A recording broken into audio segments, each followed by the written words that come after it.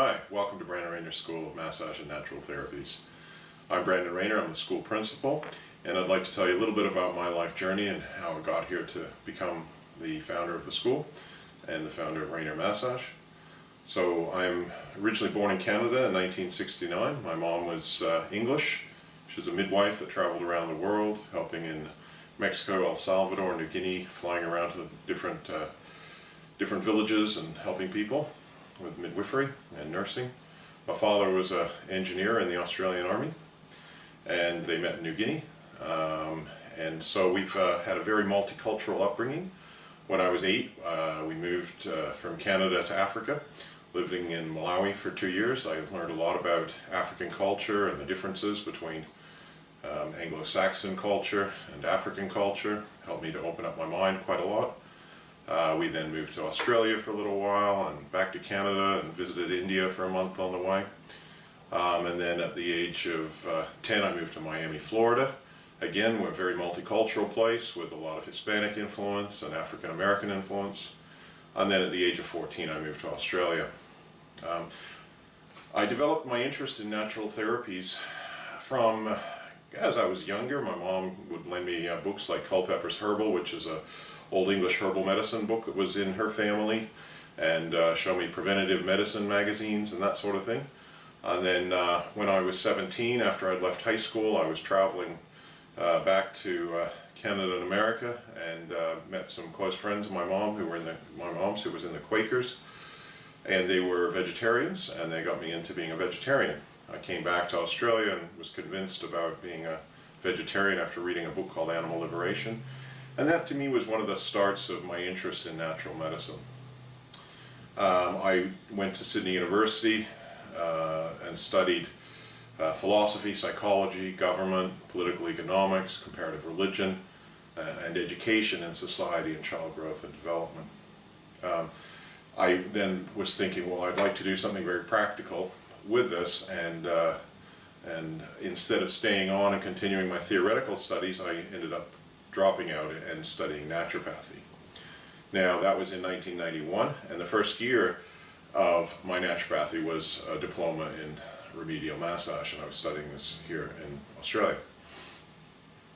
So that was my first introduction. I've never had a massage before, and I quite enjoyed it. It was just your simple Swedish massage and remedial massage, which is a variation on Swedish massage designed to help particular injuries.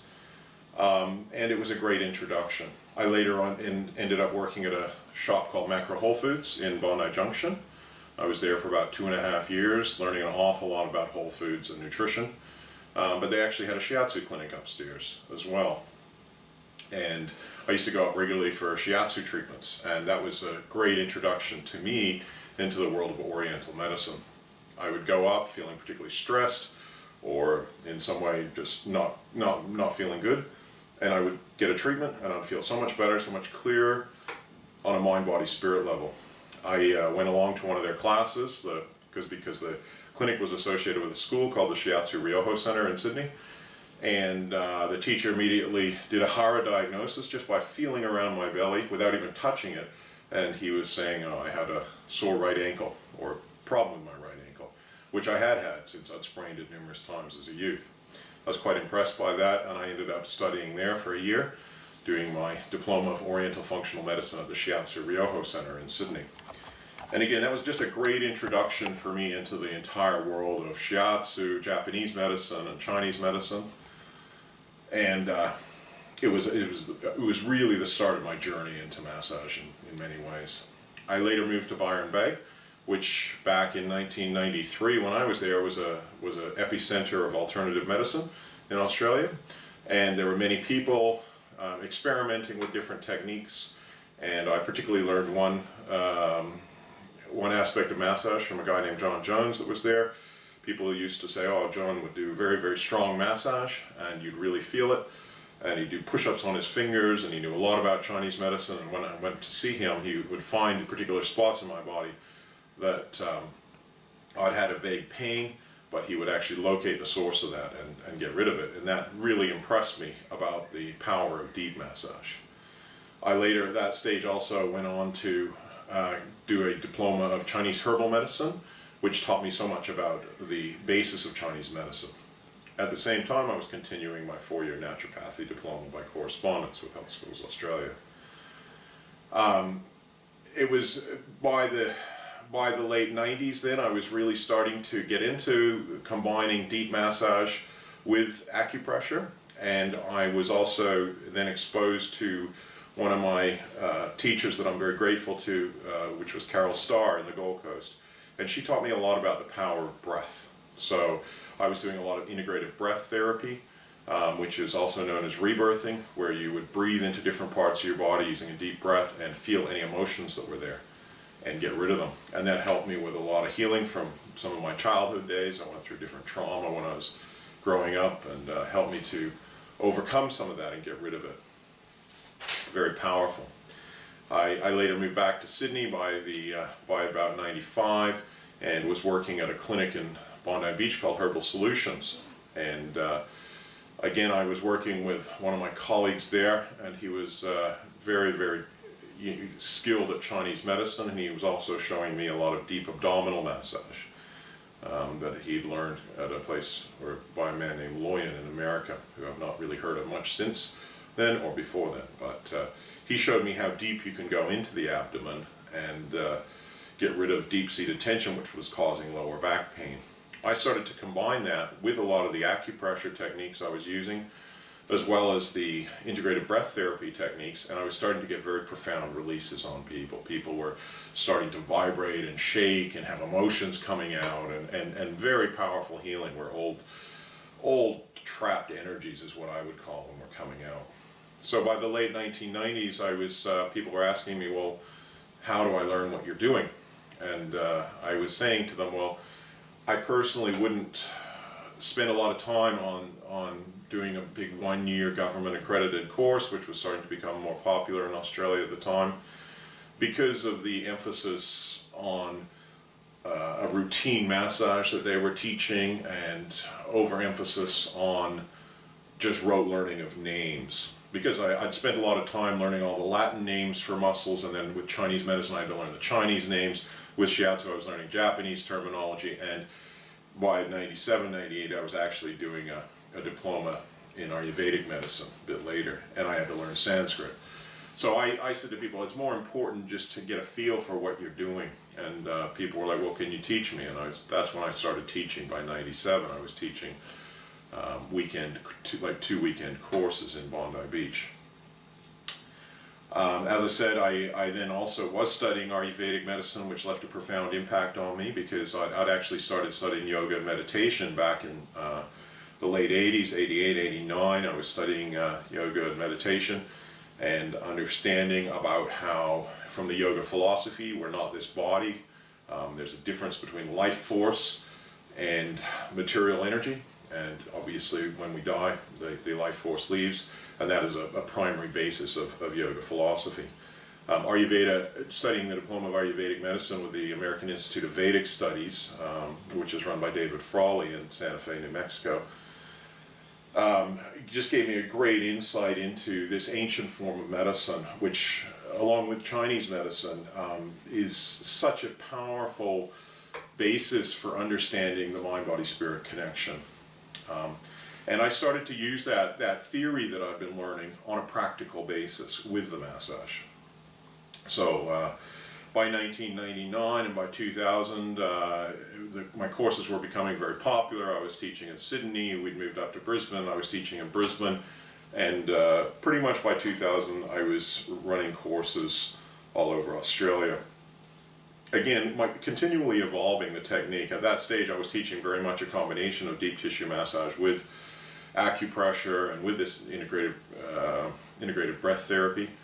But over the years, and it's now, well, this is 2017 that I'm recording this, it's 17 years ago now that I moved into full-time teaching. Now we've developed our own system of massage, and that is called Raynor massage. And I've discovered certain things. I've also spent a lot of time traveling the world and getting massages all over the world, from Canada, and getting massages from remedial registered massage therapists that they call, where they do these 3,000 hours of training. I've had massages in India, I've had massages in Thailand, massages in Japan, massages in Europe. all over the world, a lot of treatments in Hawaii, where I lived for 7 years. I've developed a more simple philosophy of what the goal of massage is. And to me, the goal of massage is to find and get rid of any, what I call residual tension in the body. So a muscle that's tight when a person's lying on the massage table is residual tension. And the goal of massage is to get rid of that. And I've also discovered that there's what we call bands of tension. You know, when I learned shiatsu, we learned about meridians, which are like bands, but they're energy bands that you'll see on a meridian chart. They're different, again, than what they practice in Thailand with Thai massage, which are called sen lines. The sen lines are straighter. The meridians sometimes bend and cross over each other. And what I discovered is that it's better to feel hands-on where these tensions lie, where the tension lies in these areas. And so I've come up with this theory called bands of Raynor massage. And we've got a chart up here behind me of the different bands of Raynor massage, and throughout our Raynor massage course we now are going to cover those. I did spend a lot of time studying foot and hand reflexology, and I've realized that so much of the tension in these bands actually comes from the feet and the hands, and especially the anchor points, what I call anchor points, which are in the thumbs and the fingers, the tips of the thumbs and fingers. So the style of massage that I've been teaching has evolved a lot since I started studying in '91 in particular, but even since I started teaching in 2000, it's become far more sophisticated and very much about getting this tension out while actually causing the least amount of pain and discomfort to a person. But having said that, there is what we call good and bad pain, and when people have tension, it's often due to emotional pain, so people are having emotional releases, people are having this energy move. And it's a very, very powerful system of massage. As I say, I continue to travel, I continue to look at different styles of massage, continue to try and improve and look at how we can help with this simple goal of finding residual tension and getting rid of it.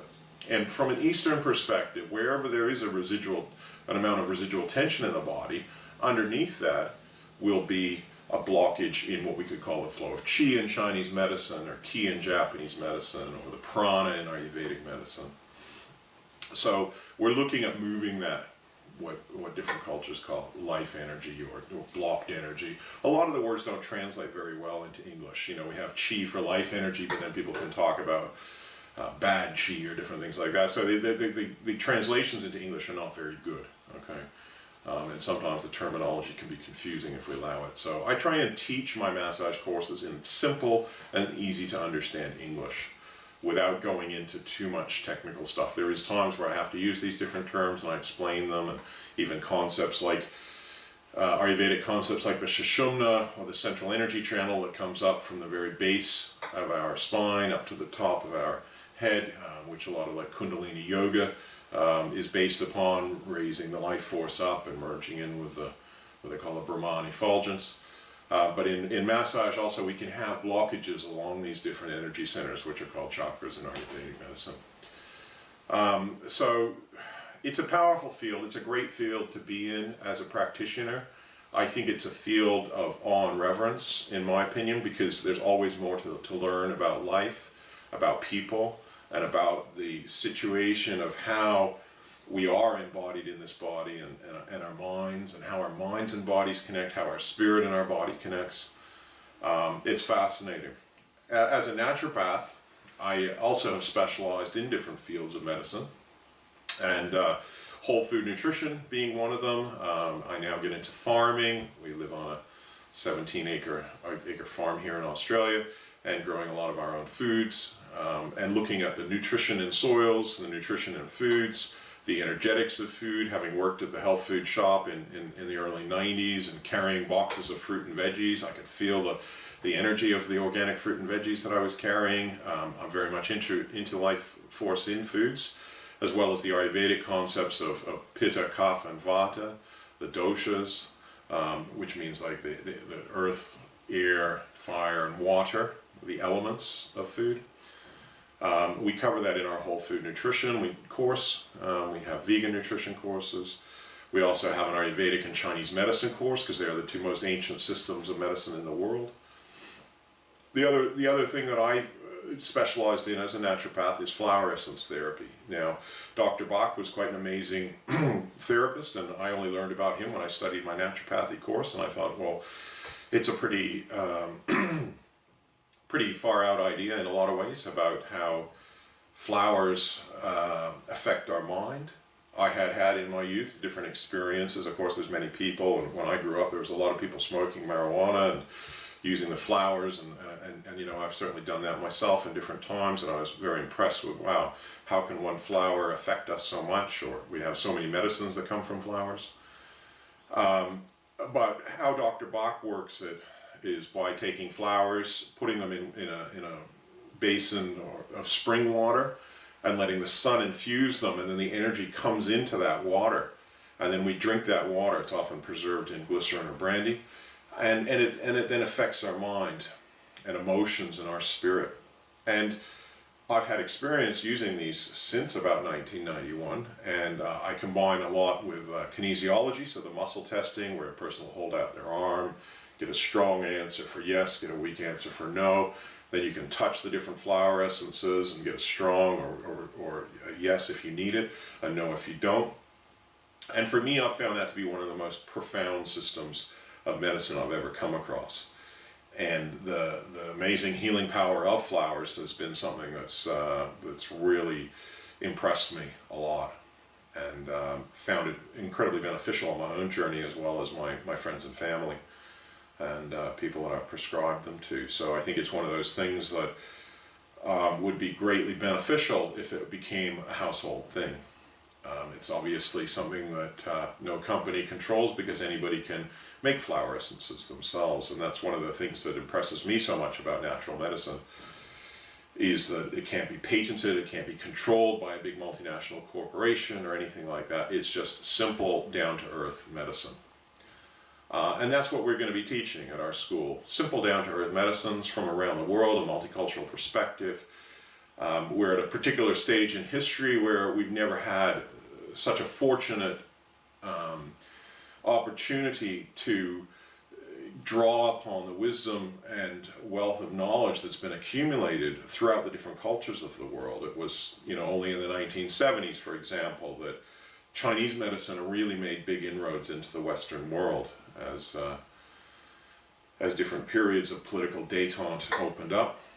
We've also now got access to Ayurvedic medicine from India. We've got Tibetan medicine, we've got Aboriginal medicine, we've got Native American medicines, we've got African medicines, and all these different things, Hawaiian medicine, that we can draw upon to further our understanding of how to help people in a natural way. So that's where our school is actively involved in promoting. We have our Raynor massage courses, our Raynor massage certificate course, which is a 5-day introduction to Raynor massage. We cover what I was talking about earlier, the bands of tension. We cover how to find and feel tension in the body. We cover the anchor points of how to get rid of that tension. Going into a whole lot of different techniques on working these different bands. We've got basically 6 bands in each, well, 7 bands actually in each arm, and 7 bands in each leg that we've discovered so far, and there may be more. But we're going to be focusing on those and getting rid of the tension in those bands. Okay, in our diploma course, we cover a lot of extra techniques where we, again, work on those bands, but using, even more advanced techniques of walking on the hands and feet, using elbows a lot more for people that require deeper pressure. We get into a lot more abdominal massage, and you'll see how that affects some people on an emotional level. And then we have our advanced course, which covers more techniques of cracking backs and necks and joint manipulations, because joint manipulations were traditionally done in Asian cultures, not by a chiropractor, but they were done by the same therapist, a shiatsu therapist.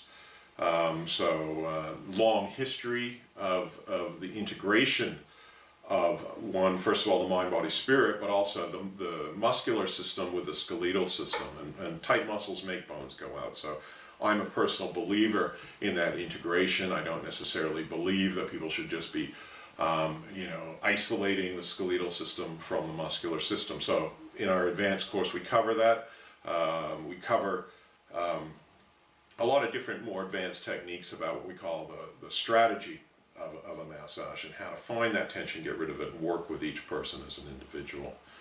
So that's our 3 massage courses that we have. We also, as I mentioned before, we have a course covering flower essences and going into Dr. Bach and his amazing philosophy and outlook on life, as well as covering flower essences from the Californian Flower Essence Society and different Australian flower essences and the groups that the group in Western Australia and Ian White's bush flower essences.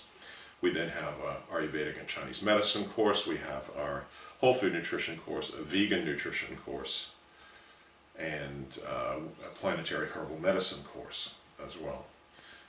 And when you do a whole lot of these courses together, then we provide the Diploma of Naturopathic Medicine.